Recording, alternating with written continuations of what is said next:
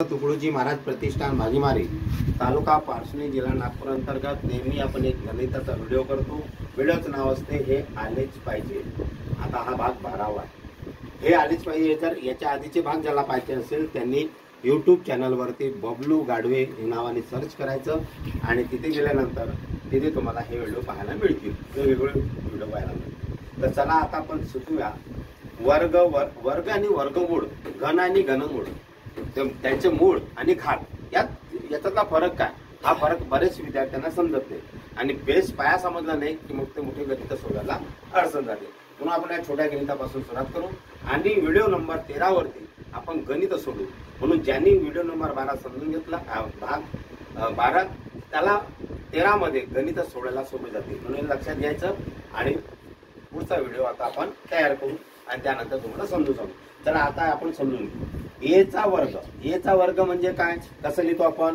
ए चा वर्ग म्हणजे ए ला घात 2, म्हणजे त्याचा किती वेळा गुणाकार असते? 2 वेळा। ए गुणिला ए, ए ला ए गुणिला ए म्हणजेच याला ए चा वर्ग म्हणतात। तशा पद्धतीने याला ए चा वर्ग झाला।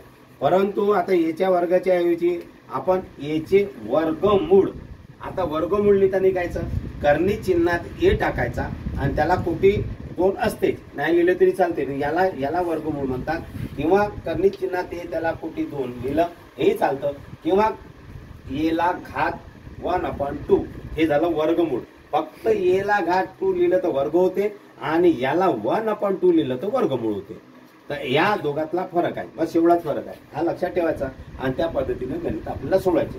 ते कसे सोडवायचे पुढच्या व्हिडिओमध्ये बघू, फक्त हे सूत्र आता लक्षात ठेवायचं आहे तुम्हाला। तसं ए चा घन, ए चा घन म्हणजे 3, वर्ग म्हणजे 2 या, तर म्हणून घन म्हणजे 3। ए चा घन म्हणजे 3 वेळा गुणाकार, किती कोणाचा? ए चा, ए गुणिला ए गुणिला ए गुणिला असं, ए गुणिला ए असं 3 वेळा।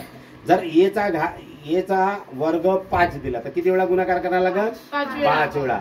याला ए चा वर्ग 5 जर दिला आपण तर याला ए गुणिला ए गुणिला ए गुणिला ए असं 5 वेळा करावं लागेल, म्हणून त्याप्रमाणे आपल्याला करावं लागेल, हे लक्षात ठेवायचं।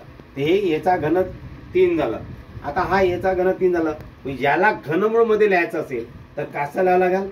ए ला घात 1/3 असं लिहा, किंवा कर्णी चिन्हामध्ये तुम्ही ए टाका आणि त्याला कोटीच्या ठिकाणी 3 लिहा। सहगुणक बाजूला असतात, कोटीच्या ठिकाणी 3, म्हणजे या ठिकाणी अशा पद्धतीने लिहिलं ते हे होते घनमूळ। आता याला सगळ्याला लिहिण्याचं एक सूत्र आहे, ए चे एनवे मूळ। आता समजा तुम्हाला ए चे एनवे मूळ म्हटलं तर कसं लिहिता येईल? ए ला घातांक, ए ला घात 1/n, किंवा कर्णी चिन्हामध्ये ए आणि समोर n। ज्याचे कितवे मूळ काढायचे आहे, जितके मूळ काढायचे आहे त्याला बाहेर लिहायचं आणि ज्याचं काढायचं त्याला आतमध्ये लिहायचं कर्णी चिन्हाच्या। म्हणून अशा या पद्धतीने आपण हे लिहिण्याची पद्धत आपण लक्षात घेतली पाहिजे। ही जर पद्धत लिहिण्याची आली तर पुढची पद्धत तुम्हाला सोपी जाते। म्हणून आता पुढचे गणित आपण लिहूया, म्हणून हे आधी समजून घ्यायचं हे कसं लिहिलं जातं। म्हणून हे 3 वेळा वाचायचं, लक्षात घ्यायचं। आता जे एक वेळा लक्षात घेऊन घ्या पुन्हा। ए चा वर्ग कसा लिहितो? ए ला वर्ग 2, ए ला घात 2। ए चे वर्गमूळ कसे लिहितो? ए ला घात 1/2, कर्णी चिन्हात कोटी 2 किंवा कर्णी चिन्ह ए आणि ए लिहायचं।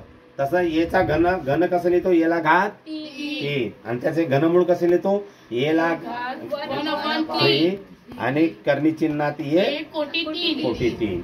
हा, ए चे एनवे मूळ म्हटलं तर 1/n आणि कोटी n, ते याप्रमाणे लिहायचं। धन्यवाद।